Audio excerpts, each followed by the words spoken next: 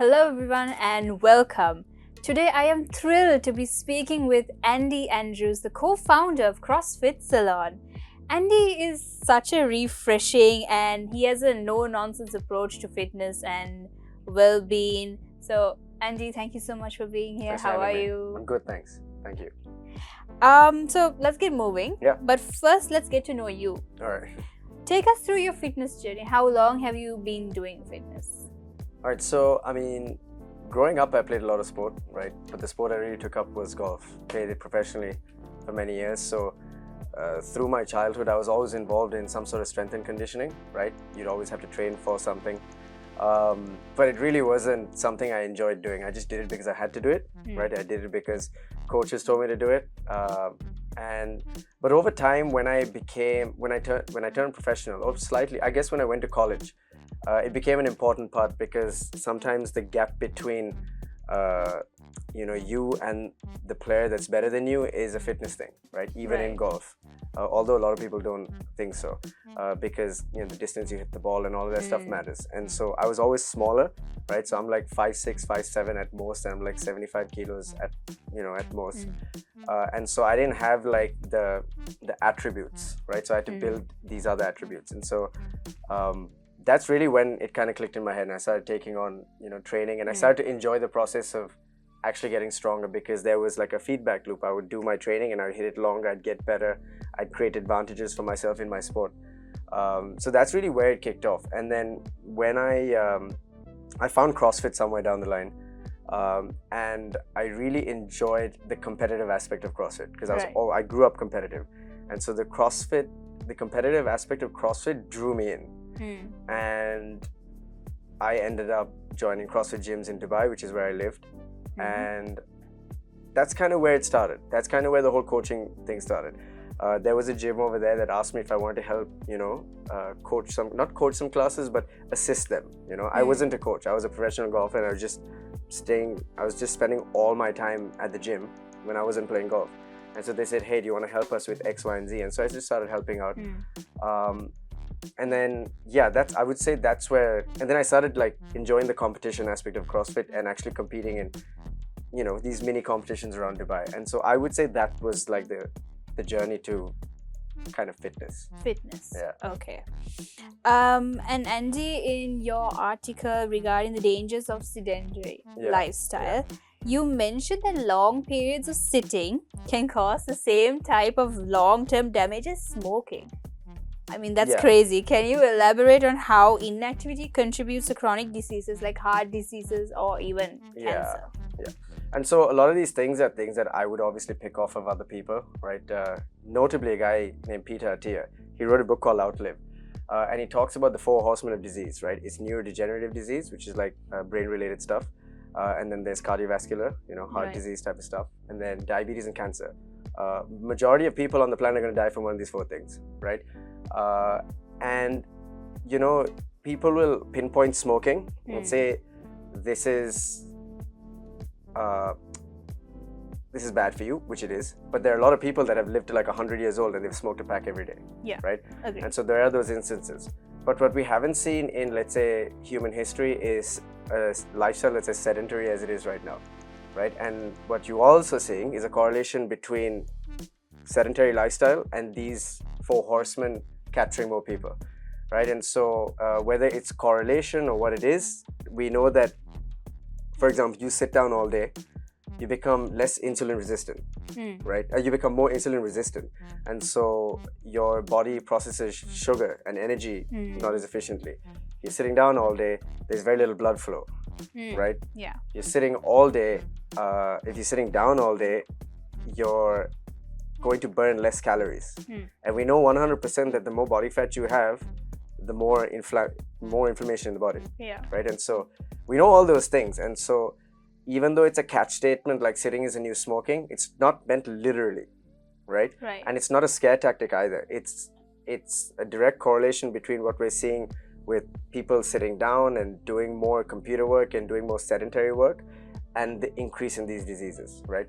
Almost everyone I know is knows someone that's either they're pre-diabetic or diabetic, or they're heading that direction. right? Oh, wow. Like, if you take a look at your parents, their friends, everyone's like pre-diabetic or diabetic. Yeah, I Like, it's crazy, and so I'm not sure how it was like 400 years ago. I don't think it was this bad. And so there is a correlation and between what our lifestyles are right now, and I'm sure we can go into more detail about it, but yeah, I think that's very important for today's context, especially since we are all running this rat race. We are always working, always sitting. I mean, when I read this, I was like, oh God, that's like speaking to me personally. So yeah. You emphasize the damage from sedentary lifestyle is quiet and accumulates over time. So what are some early signs people should definitely look out for? I definitely think fatigue, right? Mood swings, libido, right? Not being able to sleep, another one. These are all effects on your hormones. Like, there are always signals, right? People start getting joint pains, they ignore it. People start getting headaches, they kind of ignore it, take a Panadol. They have all these things to mask it. Yeah, exactly. And you're tired, you drink a coffee, mask it again. You're sleepy, take sleeping pill, mask it again. And so there's all these like these band-aids you can put on these ailments that over time you don't realize that these are actually underlying issues. Usually it's like this massive event that drives you to go to a doctor and say, check my blood work. They're like, oh, you're diabetic. Yeah. And usually you could spot this years and years and years and years down the line. So there is a difference between reactive medicine and proactive medicine, which is again from that book Outlive by Peter Attia. He talks about how the medical system needs to change a little bit to get people doing their blood work more, being in tune with those things more. Because if you go and get your blood work and you check your HbA1c, which is a 3-month reading of your blood sugar, right, and you do that every 3 months, if during one test you go and you look at it and the number's a little higher, right? You have all of this data. It's telling you, hey, these are your normal numbers. This is not normal anymore, right? And so you have these baseline numbers that you can track over the period of your life. And so before things actually start getting out of control, you can kind of fix them. And it's all through diet, sleep, training, lifestyle, stress management. These are things that actually fix those, And so, like you said, the rat race is what distracts people from, there's a quote, everyone, you want everything until you're sick, then you only want one thing, and so to me, like, that's kind of like what I live by and why I've chosen this career, because I'm trying to bring awareness to the fact that you can have everything, but the moment you're sick, you only want one. There's only one thing. Precisely. That's so true. And I feel like we give so many excuses to not be fit. Yeah, exactly. And you give anything to go back and not be sick. And like, one of the things with training is, there's a guy, his name's Stanisha, really famous fitness influencer coach. I've been coached by him. He talks about, he just says you don't have to train, you get to train.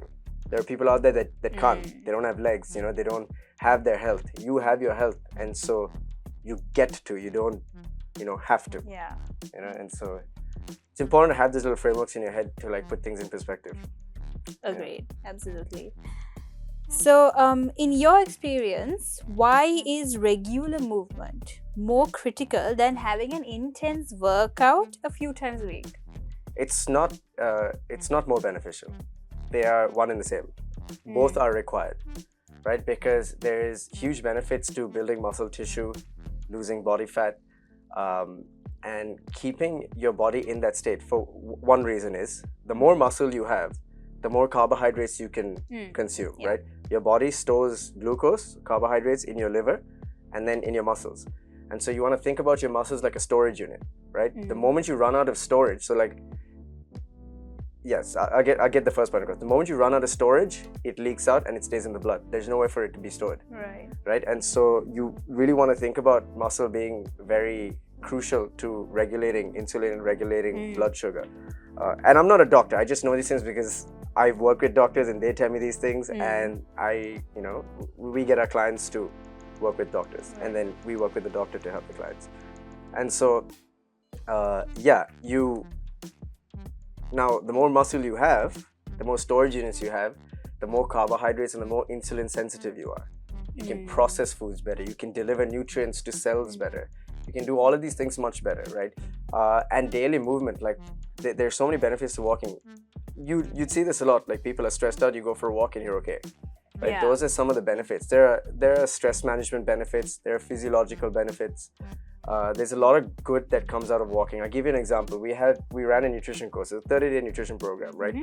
And we had like 25 people on the program. And there was this lady who had just had a baby and she didn't have a gym.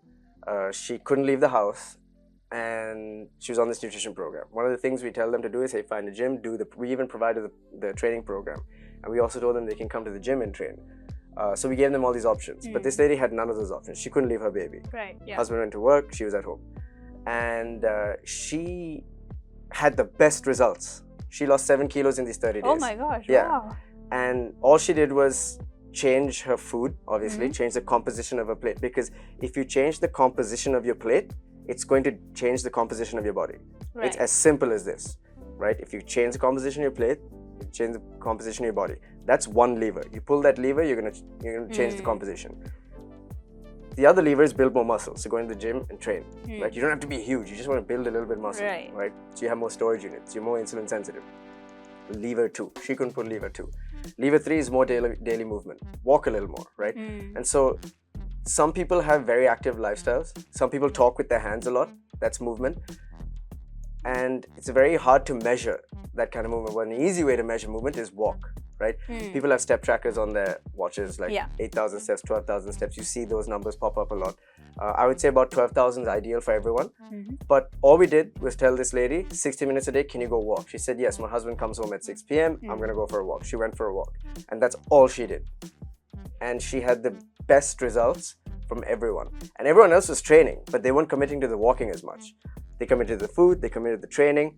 And they're like, the walking thing is kind of, if I can, I'll do it. But this lady, it wasn't optional. It was the only thing she could do. Right. And she did the diet and then she had the biggest results. That was a learning for us as a gym. We're like, wow, we don't have to make these complex programs to get people to lose weight. Fix their diet, move a little more. If you have time, come and hit the gym. And those are like those 3 levers that you can pull to kind of accelerate fat loss. Yeah.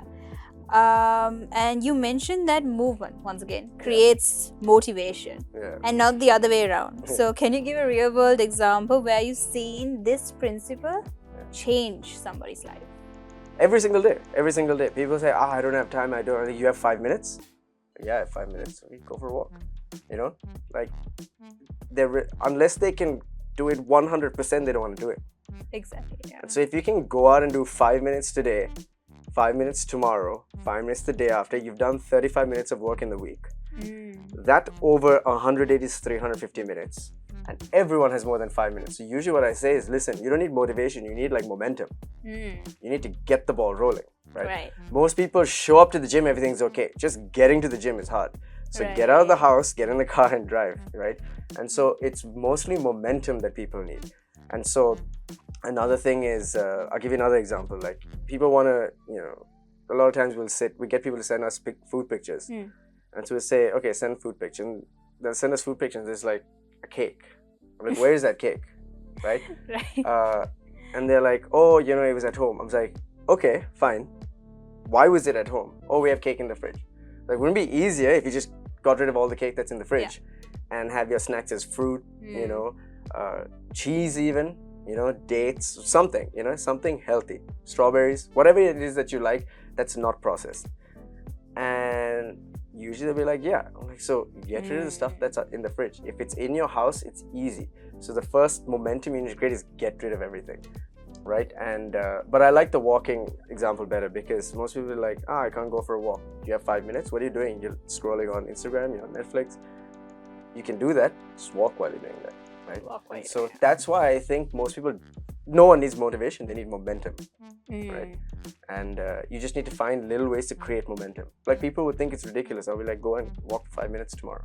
Like 5 minutes, is that enough? I'm like, no, it's not enough, but it's better than nothing, And so let's get started. Let's like get the ball rolling. And that usually gets people the trigger in their head. Okay, I need to just, I think that's something I love because when it comes to fitness and well-being, there's such a big misconception where it's like either you go into the gym and you lift weights or you do nothing at all. So it's like there's no in between, right? So I love when you said that. There is a big middle ground. People look at the extreme examples. Severely overweight and sick people, and severely, extremely fit and high performing, A-type personalities.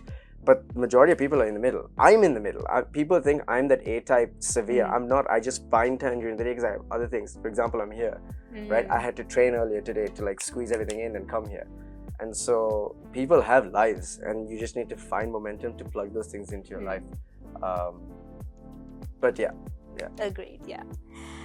And you introduced the idea of setting 3 to 4 non-negotiable habits during onboarding at CrossFit Ceylon. Yeah. So can you share some examples of these habits and why it's so effective? So when people come into the gym, we ask them, okay, you've made this big decision to come here. You've paid your money. What do you want? Why are you here? Right? And regardless of why, let's use an example. Okay, I'll lose some weight. Cool, you want to lose weight. Where are you at right now? Have you started the process? You've done X, Y, and Z, or you haven't done anything. So now generally, if they're going to take someone from point A to point B, there are certain things that they need to do to get there. Right? Obviously, you need to start training. Cool, let's make that. Can you show up 2 to 3 times a week to the gym? They're like, yes. Okay, cool. Non-negotiable number 1. Can you walk 30 minutes a day? Yes. Okay, what time are you going to walk? First thing in the morning. Cool. Non-negotiable number 2. Can you eat more protein? Can you eat 2 palm sizes of protein during the day for each meal? Like, that might be tough. Okay, that's something we're going to work on. That's non-negotiable number 3. Right. So you have 3 of those now. And a 4th one would be, how stressed are you? Right? Because stress has a detrimental effect to weight gain. I mean, it's a good catalyst for weight gain. Right, and it's detrimental to muscle gain. And so could you do like a 10-minute meditation? Could you just down regulate, close your eyes, do some breathing, and just chill for a second? Okay, non-negotiable number 4.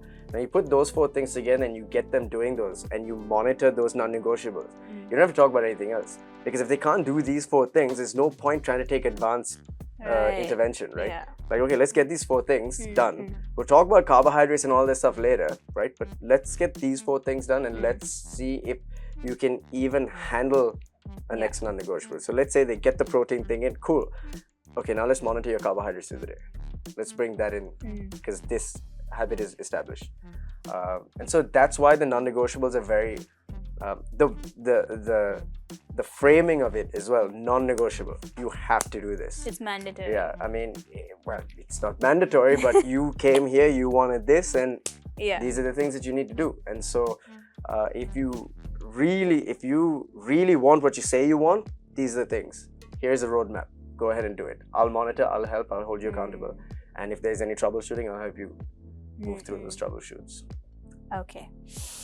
And why do you think, once again, walking is such a powerful yet underutilized tool for improving overall health? Because people want sexy.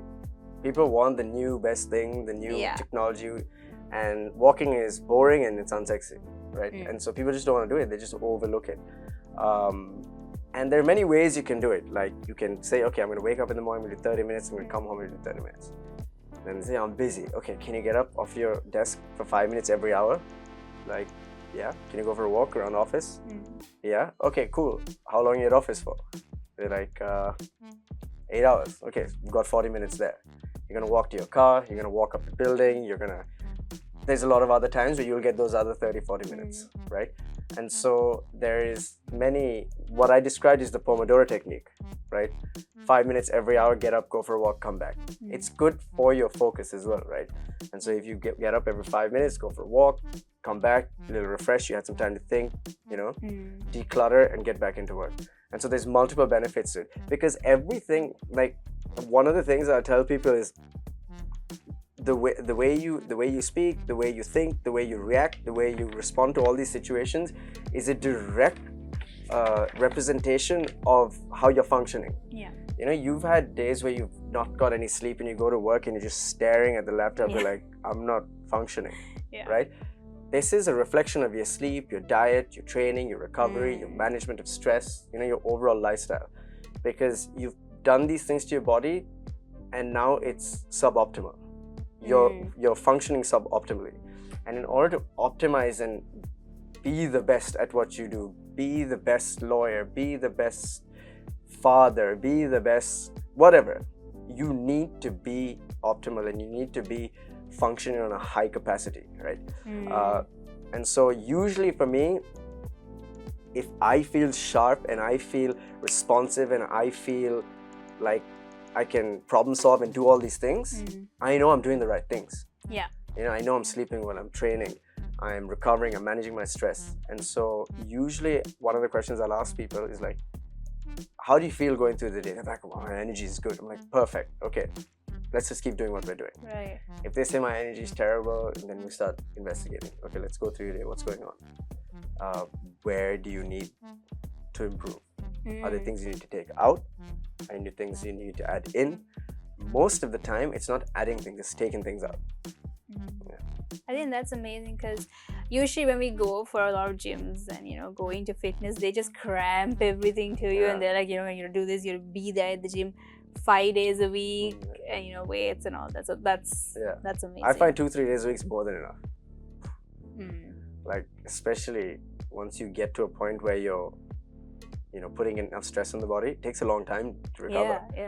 Like most people are limping after like doing squats, you know, so you need some time to recover. There's ways to program around that, but your body does. You don't need like 5 days. You need like 6-7 days of walking and movement. You need to do that every day. But lifting and putting all that stress on your body, you don't need every day. You know, 2-3 times a week. If you're new, once a week might be enough. Twice a week, and then as you become more advanced, you can go 3, maybe 4. You know, but even beyond that, that's too much. That's so nice to hear, actually. It's real simple, to be honest with you. What advice would you give to someone who struggles to beat the 8,000 steps per day challenge? Do 1,000.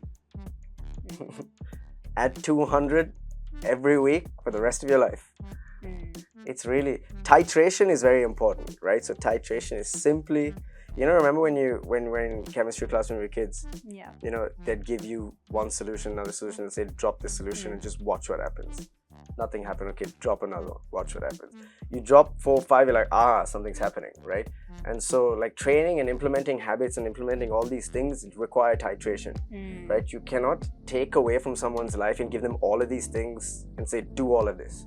You say, okay, do this one thing, execute it. Once you have the ability to do it, let's move to the next thing, right? So like it's very important to systematically keep progressing, right? And so people can't do 8,000. Yeah, cool, I understand. Like a lot of days I don't get 8,000. A lot of days I don't even get 2,000. I'm sitting in front of my laptop, right? But start at 1,000. It's the same thing as 5 minutes.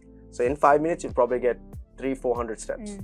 You know, then you'll realize, oh my God, I barely walk. Most people, you get them tracking, you know, you tell them to get a cheap tracker and they're like, oh, I'm gonna get like 4,000 steps. Like, yeah, you don't move at all. Now you know why it's so hard. And they'll be like, okay, cool, now I need to walk more. So then they, by themselves, they'll say, okay, I'm gonna do 4,500 tomorrow. Right. Cool. And then 5,000. And you don't have to do it on a daily, the progress doesn't have to be daily, it could be weekly, right? 4,000 this week, 4,500 next week, 5,000 week after. By week 8, 10, what are you at? 8,000? You're good to go and try and maintain that for a little while and then start progressing. Titration, slow incremental gains. All right. So thank you so much, Andy, for being here, and thank you so much for sharing such practical, doable, and possible things when it comes to fitness and obviously our well-being. So thank you so much, and hope to see you again.